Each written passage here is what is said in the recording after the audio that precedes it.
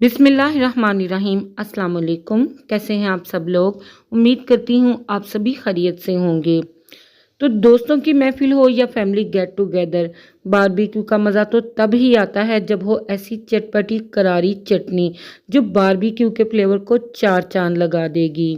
ये चटपटी चटनी आप बारबेक्यू के साथ इंजॉय करें या मछली के साथ, या फिर बात करें पकौड़ों, समोसों और मंडी राइस की, यकीन करें इस चटनी का हर डिप आपके खाने को चार चांद लगा देगा। तो मेहमानों से अगर वाह वाह करवानी है और बारबेक्यू के फ्लेवर को अप करना है तो वीडियो आपके लिए ही है। तो चटनी बनाने के लिए यहाँ पे मैंने 2 अदद मीडियम साइज़ के टमाटर लिए हैं, 1 गुट्ठी हरा धनिया अच्छी तरह से वॉश करके लिया है, 2 नींबू इसमें हमने शामिल करने हैं और 8 कलियां लहसुन की इसमें शामिल कर देंगे। 2 अदद इसमें लाल वाली मिर्चें ऐड करेंगे, इसके साथ कलर और लुक बहुत ही बेहतरीन आएगा। 1 छोटा प्याज इसमें ऐड कर देंगे और 2 हरी मिर्चें इसमें ऐड करेंगे। ये बिल्कुल भी तीखी वाली नहीं है। इसके साथ 1 मुट्ठी भरकर मैंने पुदीना लिया है।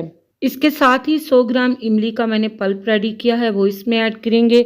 बारबेक्यू चटनी में इमली का इस्तेमाल किया जाता है तो इस तरह इसका टेस्ट नेक्स्ट लेवल पे चला जाता है। अब हमने इन सभी चीज़ों को इमली के पल्प के साथ ब्लेंड कर लेना है। तो बारी बारी करके इनको हम ब्लेंडिंग जार में ऐड करेंगे।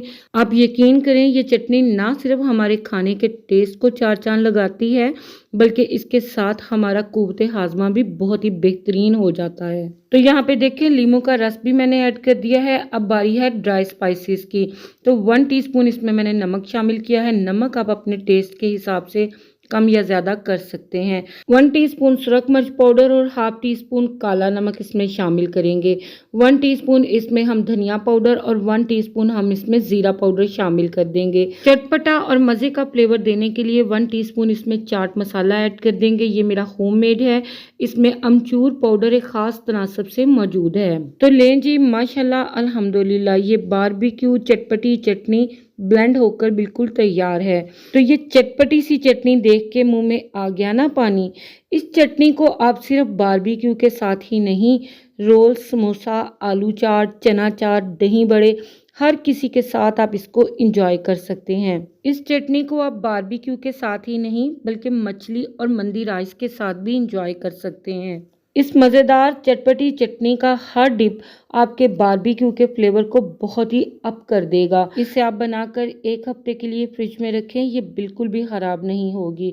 तो चलें जी, फिर जल्दी से ट्राई करें और अपना फीडबैक मुझे दें कि आपकी ये चटनी कैसी बनी और किस शहर या किस कंट्री से आप मुझे देख रहे हैं। आप ये भी मुझसे ज़रूर शेयर कीजिएगा ताकि मैं आप सभी का शुक्रिया अदा कर सकूं। रेसिपी वीडियो अच्छी लगे तो इसको लाइक, शेयर और मेरे चैनल को सब्सक्राइब करना मत भूलिएगा। आपसे फिर मिलूंगी एक न्यू सुपर टेस्टी रेसिपी के साथ। इजाज़त दीजिएगा मुझे। अल्लाह हाफिज़। अल्लाह निगहबान।